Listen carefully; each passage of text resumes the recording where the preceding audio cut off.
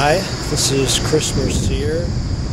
It's a beautiful day here in East Lansing, Michigan. As you can tell, the campus here at Michigan State University. I start classes in 2 days, so I'm going to have less time to engage in writing on my blog, so I figured I would do a video to help explain some of the things that I'm hoping to accomplish if I get elected, and some of the reasons why I hope people will vote for me. When I look back on what I did 10 years ago when I got elected, I think there were a lot of positive changes. I think right now tribal members have more tools to stay informed than they've ever had before. Although we're no longer doing the live videos, we are doing videos, and not very many tribes do that. So I think a lot of people criticize the present government for being not as transparent as it was in the past, or for there being less communication. They may have a point, but I think whenever you look at what happened 10 years ago, I think communication and transparency have both vastly improved. Maybe they've taken a step backwards in the last year, but overall, I still think tribal members have more tools and a greater ability to stay informed than they ever had in the past. When I look at some of the challenges confronting the tribe right now, I think a lot of it is the council has too much power. Once in a while, the tribal membership will get an advisory vote.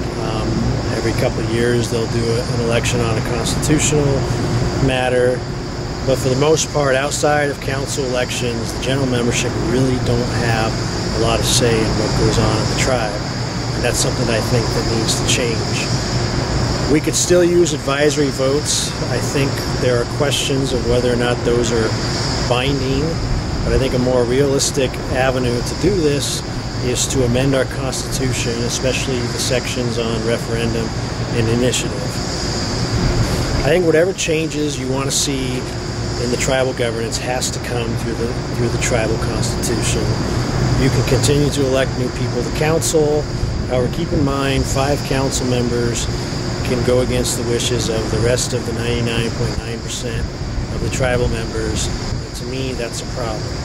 I don't think when the tribe was set up in 1983, the position of tribal council was meant to be this powerful. But right now, it is. You can enact new ordinances, you can enact new policies. If you want to see real reform, it has to be in the Constitution. And that's why one of the ideas that I'm hoping to push forward is this idea of a constitutional convention.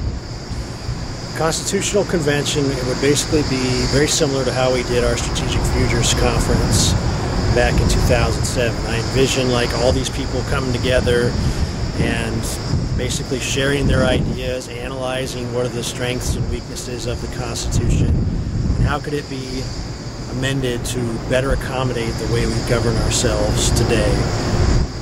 It's entirely possible that we could call this convention, and this team of tribal members, however many people it is, could end up saying, you know what, the Constitution's fine, we shouldn't make any changes to it. I don't think that's going to happen.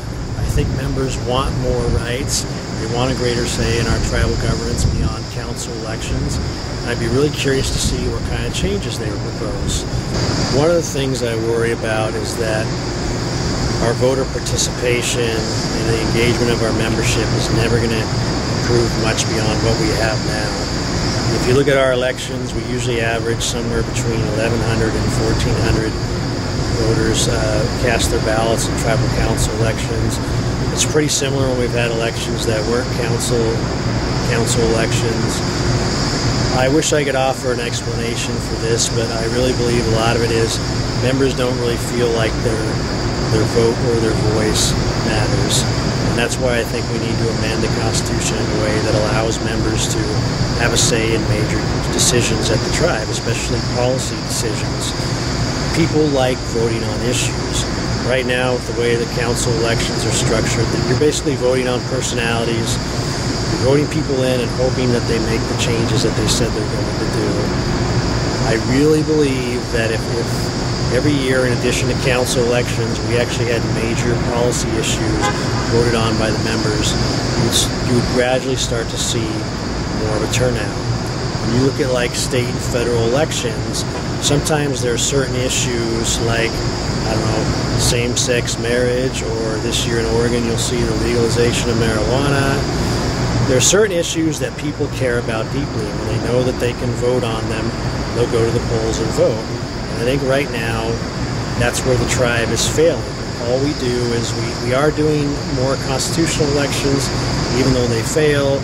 We did do the surveys several years ago. We did do the advisory vote on the SMGI board back in 2007. We had good turnouts in those. So I really think we need to start looking at restructuring our government where our members have more of a voice in those kinds of matters.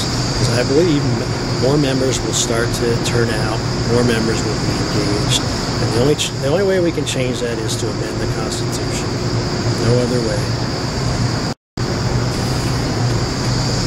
No, this probably will not be the last video I do. Like I said earlier, classes start.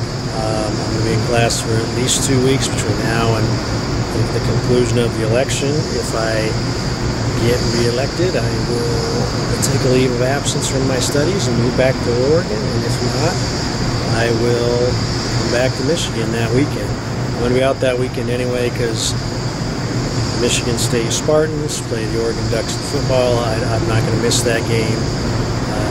So maybe I'll see some of you out at the General Council meeting. And I will be rooting for the Ducks. You don't have to worry about that. I'll root for the Spartans in every other game, just like I'll root for the Ducks. But my loyalty is to where I did my undergrad, and that's the University of Oregon.